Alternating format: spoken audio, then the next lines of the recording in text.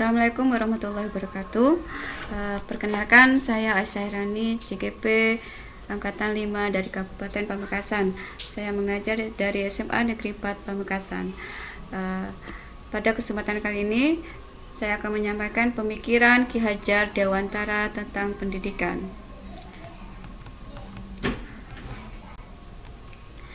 Pendidikan dan pengajaran seringkali dipakai secara bersamaan. Pengajaran ini merupakan salah satu bagian dari pendidikan.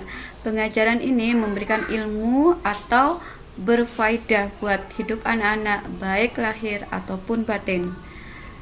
Sedangkan pendidikan diartikan sebagai tuntutan dalam hidup tumbuhnya anak-anak.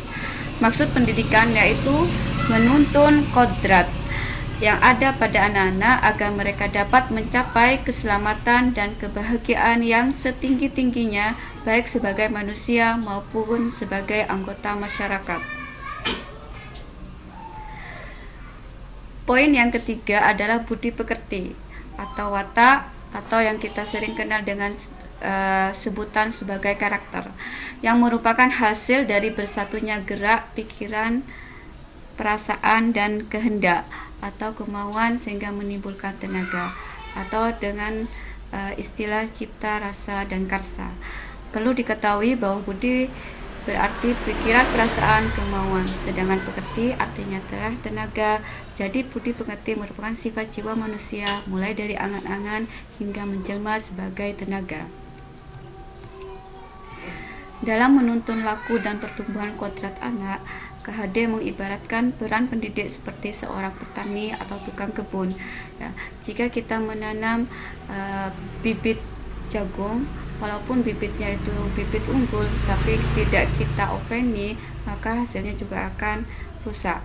Tetapi walaupun bibit itu jelek, ketika kita openi dengan telaten, kita sirami, kita pupuk, maka akan menghasilkan bibit yang bagus. Ataupun jika kita menanam padi, maka perlakukanlah seperti menanam padi. Caranya jangan memperlakukan seperti tata cara menanam jagung agar tidak salah nanti prosesnya. Jadi pendidikan ini harus bersifat holistik dan seimbang, akan membawa kesempurnaan budi pekerti dan akan melahirkan insan-insan yang penuh kebijaksanaan. Jika hal ini terjadi sebaliknya, maka di masyarakat akan langka, bahkan tidak ada kebijaksanaan. Pendidikan harus membawa semua manusia untuk menuju pada kebijaksanaan. Jadi semua disiplin ilmu pendidikan pada akhirnya akan menuju pada kebijaksanaan hidup. Pendidikan ini harus berpihak pada anak sesuai dengan asas hak mahasiswa, bebas dari segala ikatan, dengan suci mendekati seorang anak tanpa meminta hak tetapi menghamba pada anak.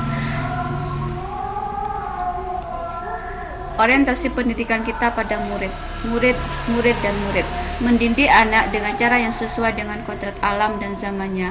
Artinya, cara belajar dan interaksi murid pada abad 21 tentu sangatlah berbeda dengan murid di abad 20.